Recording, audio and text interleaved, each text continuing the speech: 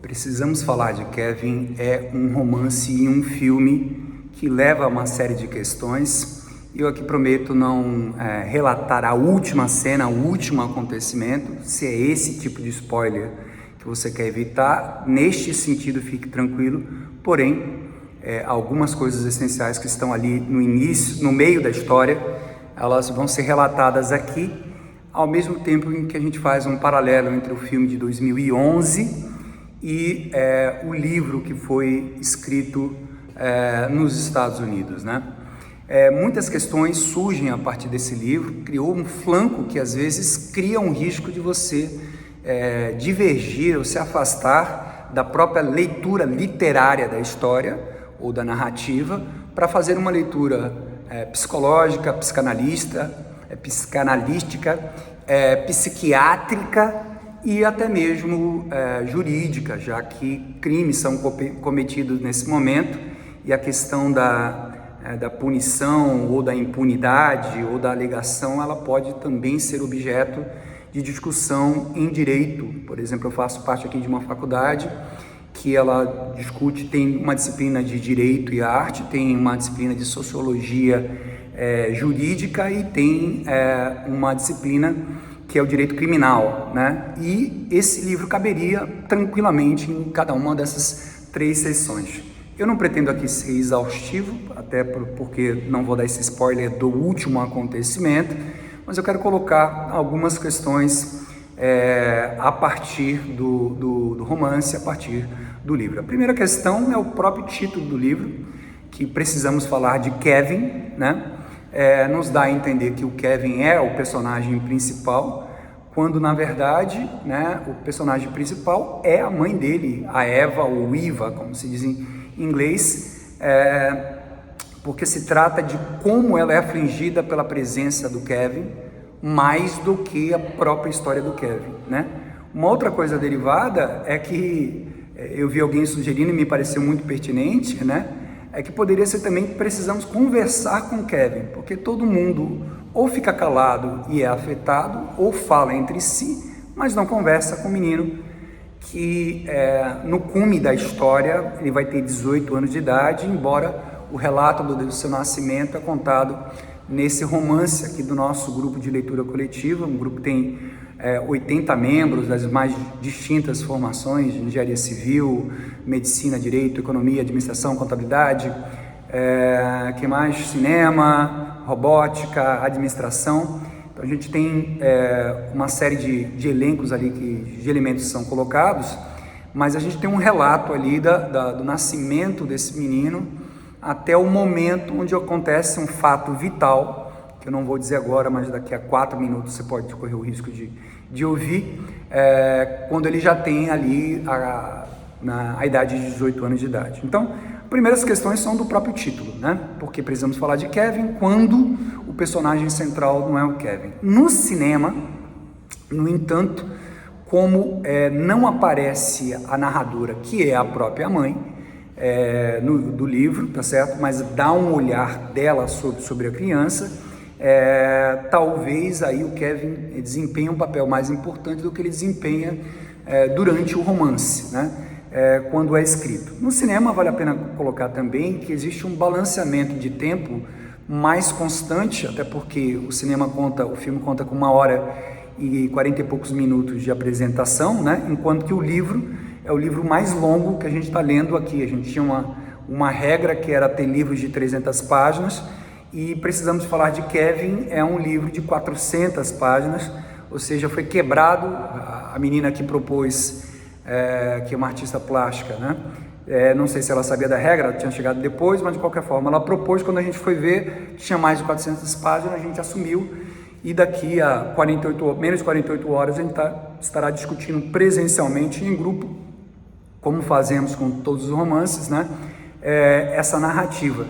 E é muito interessante porque a autora, ela é mais direta do que vários outros autores que a gente pegou, mas ao mesmo tempo ela é muito concisa para descrever fatos e vai para outra cena, o que cria, por exemplo, muito mais acontecimentos do que o nosso romance anterior, né? O romance da Sylvia Plath, porque passa lá 100 páginas, ela não sei quem abraça não sei quem, mas acontecimento relevante mesmo não ocorre, e depois a personagem passa mais 200 páginas querendo se matar ou falando em morte.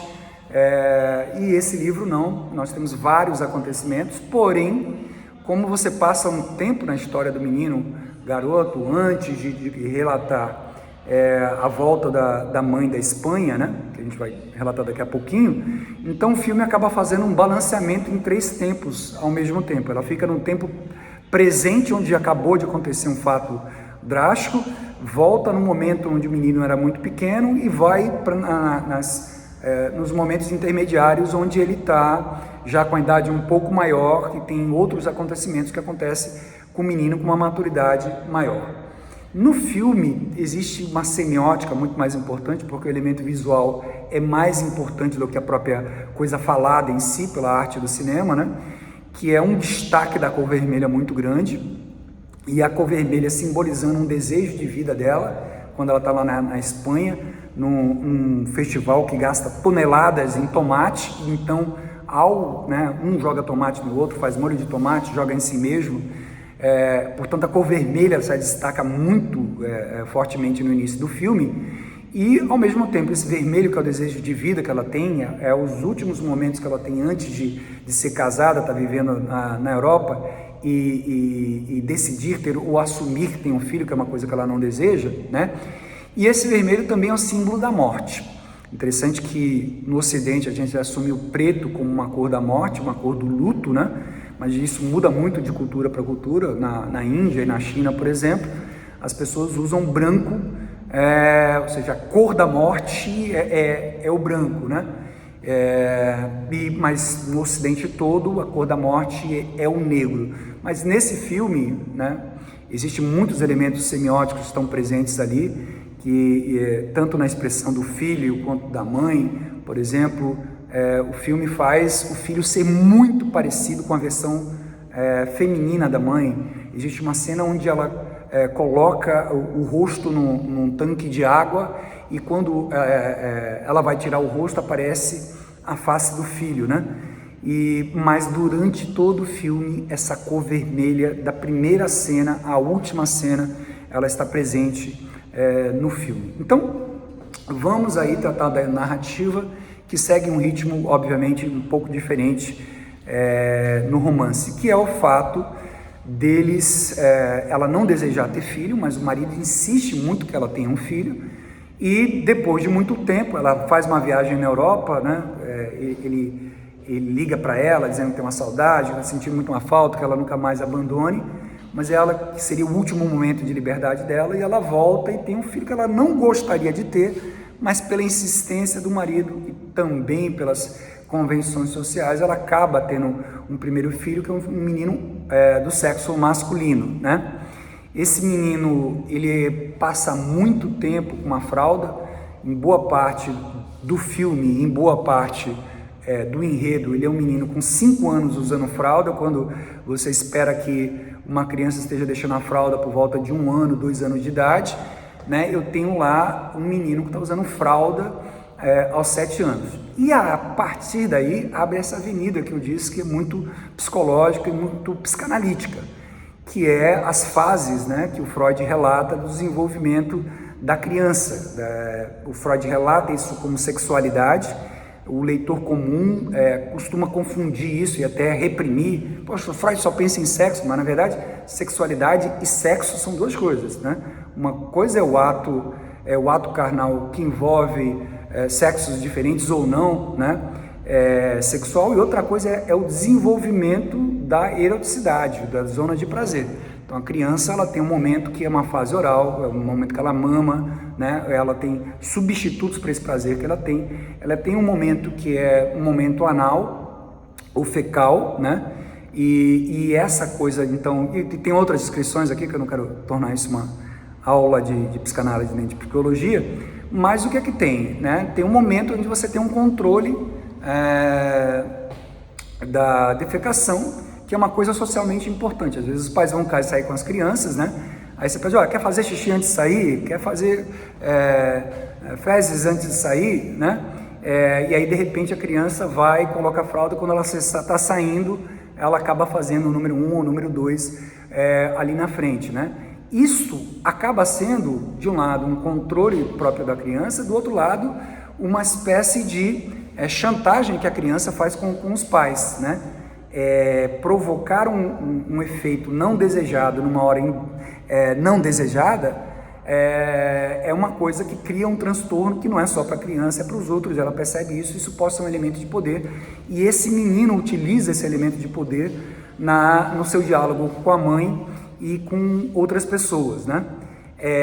Nesse ponto que eu tenho aí da psicanálise e da psicologia, com o desenvolvimento da criança, as diferentes fases que as crianças têm no seu desenvolvimento na infância, eu tenho também uma outra discussão que parou aí na psiquiatria, porque, de um lado, eu tenho um grupo de leitores, alguns deles são meus amigos ou minhas amigas, né, e dizem assim, poxa, é um criminoso, e porque eu tenho uma doença registrada pelo Código Médico Mundial, eu acabo encontrando uma justificativa para um criminoso, né? Porque qualquer coisa que a pessoa faça, ela vai encontrar algum problema lá, ou de saúde próprio, ou de transtorno psíquico, que justifique o ato, e muita gente se revolta com isso, né?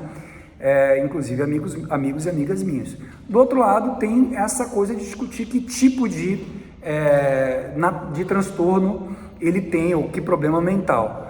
O médico, no início da história, acaba relatando que uma coisa que revoltou alguns psicólogos que eu encontrei, descartando o fato de ele ser um autista, né? E ele não deveria descartar, segundo diversas opiniões que observei, inclusive o nosso grupo tem 2 psicólogas que fazem parte dessa lista de 80 pessoas aí do grupo de leitura coletiva, né? Que porque o menino não olha para a pessoa, não olha para os pais, né? Não olha para os outros, responde os outros sem olhar, quando responde, evita responder, né? E isso é uma característica que deveria sim ser investigado, o autismo, que de imediato na consulta que o médico fez, né, não daria para ser descartada, mas no livro, na história, foi descartada quando poderia ser investigado. Mas aí entra em outras gramas de transtornos, que são transtornos que ficam muito na vizinhança. Eu vi uma discussão de psiquiatras dizendo assim, olha, na verdade, a distinção entre sociopatia, entre borderline e psicopatia, né, ela é uma linha que, mesmo para a medicina ou para alguns médicos, isso não torna muito claro. No fundo, ou no fim das contas, acaba chamando de psicopata aquele camarada, ou aquela menina, ou aquela pessoa que pratica um crime, né? Então ela tem uma série de características e pratica um crime com indiferença pessoal, etc., para com as outras pessoas ou para com os outros personagens, né? Mas essa linha entre borderline, sociopatia e psicopatia, ela é uma linha muito tênue e não há, me parece, um consenso firmado muito forte sobre isso, né? E aí eu tenho características disso, né? O menino atacando e sujando o recinto da mãe, onde ela guardava as memórias de viagem quando era solteira. Uma outra cena que é muito interessante, que a mãe não aguentava ouvir o choro da criança, e tem um momento que ela para numa obra em construção no meio da rua, onde tem aquele barulho, né, da britadeira muito forte, e ela descansa, né, como se ela tivesse assim, poxa, que bom ouvir esse barulho aqui, que está mais alto do que o grito dessa criança que não para de chorar. No filme tem um destaque que talvez no livro seja um pouco menos percebido, é como quando a criança está chorando, ela afasta a criança e ela mexe a criança sem aproximar do corpo, né? Sem ter o afeto, sem ter o apego. O pai já faz isso quando pega a criança e balança próximo do corpo, que é um sentido de acolhimento muito maior. A mãe rejeita isso. Na verdade, ele é um filho indesejado, que ela não gostaria de ter, embora ela tenha planejado ter o filho, aceitado a ideia do marido de ter o filho, o marido que convence ela a ter filho, depois se separa dela e ela então fica responsável para cuidar do filho, né? Mas não é um filho que ela deseja ter. E depois, quando ela passa a ter o segundo filho, que na verdade é uma menina, e acontece uma coisa que é muito comum, que a atenção vai para o segundo filho, que até precisa porque é menor, etc., e isso cria uma inveja do menino mais velho, que então passa, como a gente conhece diversas histórias do mundo e nas nossas próprias vidas, né, do filho ou da filha mais velha atacando a menina mais nova, como uma revanche da atenção que ele gostaria de ter para si mesmo e que durante a vida toda ele acaba não tendo, né? Eu vi gente da área de neurologia, psiquiatria, colocando muita importância do lóbulo frontal, ou seja, eu teria elementos que são genéticos, que implica no próprio funcionamento da bioquímica do cérebro, né? Mas, dado uma ausência de relações sociais, né? Ou uma relação social que é ostensiva para contra a pessoa, esse fator genético junto com o fator social, ele desencadeia, né, uma série de revoltas que estão entrelaçadas ali na trama. Então, a menina usa um negócio aqui no olho que fica por um certo tempo na dúvida se foi um acidente de algo que tinha em casa ou foi o menino que provocou aquilo. O menino tem revoltas contra a mãe, o pai ensina a lançar flecha, né? E o menino, numa das primeiras práticas que tem, lança flecha na janela onde a mãe estava parada no outro recinto, né? E agora, pessoas, eu vou dar um super spoiler, que não é do final da história, mas é uma coisa decisiva. Se você não quer ouvir, desliga agora. Tá desligando? Vou dar 5 segundos. 1, 2, 3, 4, 5. Esse menino utiliza a flecha do pai para matar as crianças, uma flecha profissional que o pai tinha, e o pai, com uma relação com o menino, uma coisa masculina, ensinou a ajudar. Ele mata diversas crianças na escola com a flecha, né? E depois ele vai para casa e outro super spoiler, né? O outro grande acontecimento, ele mata o pai e mata a mãe. E o curioso, o intrigante, o paradoxal da história, que ele mata a irmã e mata o pai, mas a maior revolta que ele tem é com a mãe, né? Tanto que a cena final tem a ver com um diálogo entre os dois que tem a ver com isso. Então, o assassinato em massa, né? Ou em série que ele teve na escola dele, e o assassinato do pai e mãe, era uma busca da atenção e uma revolta pela falta de afeto que a mãe teve enquanto ele era criança, né? Então, voltamos a dizer aqui, para não extrapolar ainda mais a questão dos spoilers, para não esgotar as questões todas, né? O filme acaba fazendo um balanceamento de tempo, girando mais rapidamente que o livro nesses tempos. O livro não fica indo e voltando como volta o filme. Nós temos aí personagens principais, são exatamente o núcleo familiar, a mãe, o pai e as duas crianças. No meu entendimento, o romance é muito mais sobre a mãe do que sobre o filho, embora leve o título do filho, né? E é muito importante porque essa similaridade que o cinema explora do corte físico, pele branca, cabelo curto, tanto do menino quanto da mãe, ou seja, projeta muito mais rapidamente a defesa do diretor do filme, de que aquilo, na verdade, o menino é uma exploração dela, ou ela que não conseguiu se livrar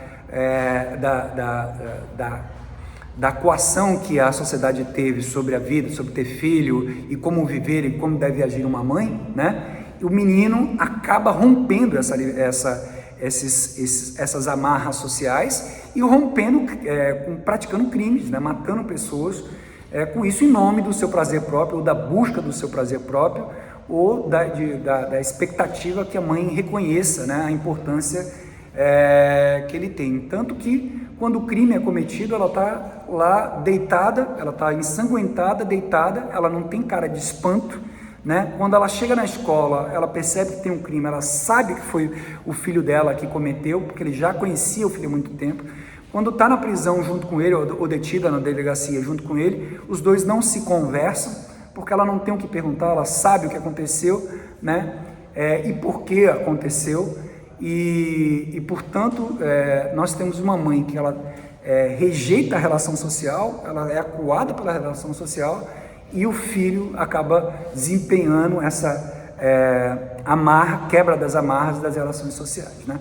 Eu vou parar por aqui e sábado a gente está discutindo isso no nosso grupo de leitura coletiva. Até outras.